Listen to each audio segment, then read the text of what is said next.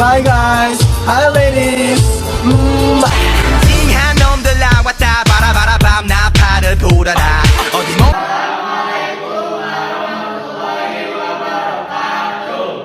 Perkenalkan, nama saya Rinata Reza. Perkenalkan, nama saya Kalisa Putri. Perkenalkan, nama saya Dara Asyifa. Perkenalkan, nama saya Rifana. Perkenalkan, nama saya Wali.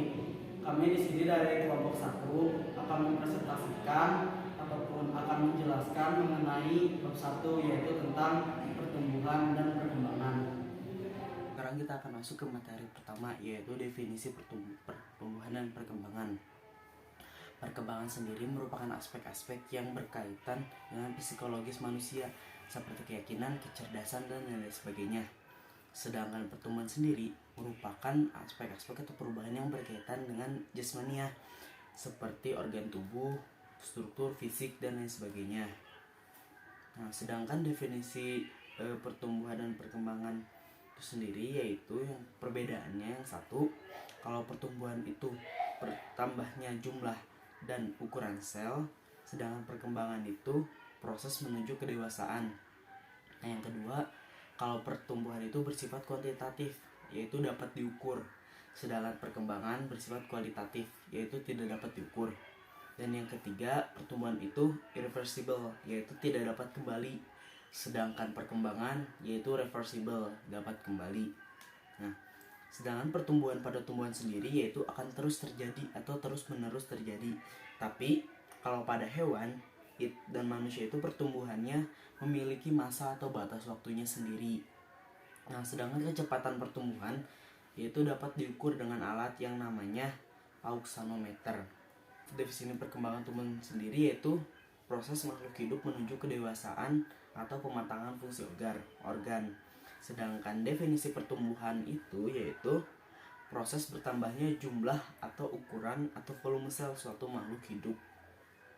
Untuk materi keduanya yaitu akan disampaikan oleh Ari. Berikutnya memasuki faktor-faktor yang mempengaruhi pertumbuhan.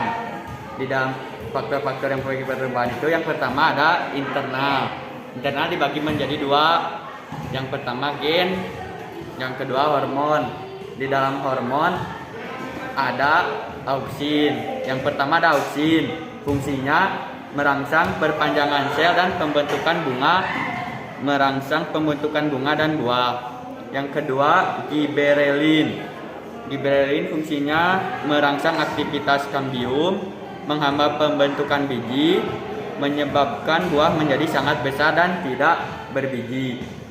Yang ketiga sitokinin. Sitokinin fungsinya memacu pembelahan sel, menunda pengguguran daun, bunga, dan buah. Yang keempat, gas etiken. Gas etiken fungsinya mempercepat pemasakan buah. Yang kelima, asam abisat. Asam abisat fungsinya menghambat pertumbuhan tanaman. Yang keenam, domsin. Domsin fungsinya mengatur proses gugurnya daun. Yang ketujuh, asam traumalin. Asam traumalin fungsinya merangsang pertumbuhan sel pada bagian tumbuhan yang luka. Tadi internal. Sekarang masuki eksternal. Eksternal ada 5, yaitu yang ke-1 cahaya, 2 suhu, 3 nutrisi, ke-4 kelembapan, dan ke-5 pH. Selanjutnya itu ada biji perkecambahan, berakhirnya masa inaktif biji. Dari biji selanjutnya ada proses imbibisi yaitu proses masuknya air. Setelah itu air akan membuat hormon giberelin aktif. Hormon giberelin adalah hormon yang berperan dalam proses perkecambahan. Giberelin akan mengaktifkan enzim-enzim hidrolitif yang membuat cadangan makanan dipecah yang membentuk energi yang akan membuat biji menjadi berkecambah. Tipe perkecambahan yang pertama hipogeal, perkecambahan yang dimana bijinya itu tinggal di dalam tanah, contohnya pada biji jagung, padi, dan kacang kapri. Yang kedua epigeal, perkecambahan yang dimana kotiledonnya itu berada di atas tanah, contohnya kacang tanah, kacang hijau, dan lain-lain. Pertumbuhan. Ada pertumbuhan primer, pertumbuhan batang dan akar menjadi panjang sehingga tumbuh menjadi bertambah panjang dan tinggi. Pertumbuhan ini disebabkan oleh adanya aktivitas meristem apital jaringan meristem yang sudah membelah letaknya di ujung batang dan ujung akar. Pertumbuhan ini terjadi di ujung akar. Di ujung itu terdapat zona pembelahan.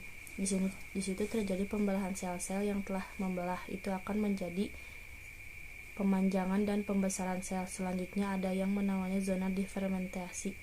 Sel-sel yang sudah membelah, yang sudah memanjang itu akan menjadi sel-sel yang berbeda-beda. Dan ada pertumbuhan sekunder. Pertumbuhan yang menyebabkan tumbuhnya menjadi melebar atau besar, yang menyebabkan akar dan batang menjadi besar disebabkan oleh adanya aktivitas kombium itu akan membelah menjadi floem sekunder dan xilium sekunder. Selanjutnya ada pertumbuhan pada hewan, pertumbuhan pada fase embrionik. Pertumbuhan ini merupakan pertumbuhan yang terjadi selama dalam kandungan atau telur belum menetas. Sejak munculnya zigot akan membelah menjadi 2, 4, 8, 16, dan 32. Ketika di fase 32 ini adalah fase morula yang berbentuk seperti anggur. Lalu akan memadat membentuk blastula atau bola berongga. Lanjut lagi ada grastula membentuk 3 lapis. Setelah itu akan ada diferensiasi sel dan spesialisasi sel-selnya.